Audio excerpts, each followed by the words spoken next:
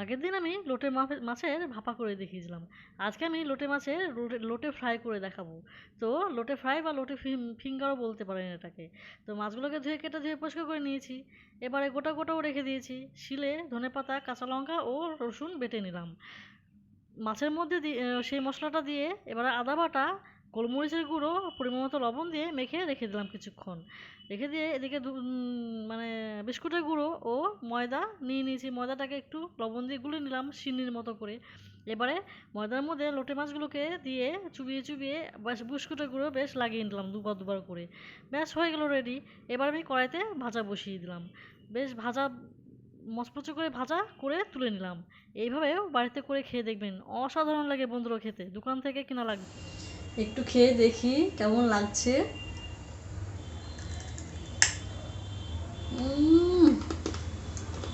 অসাধারণ।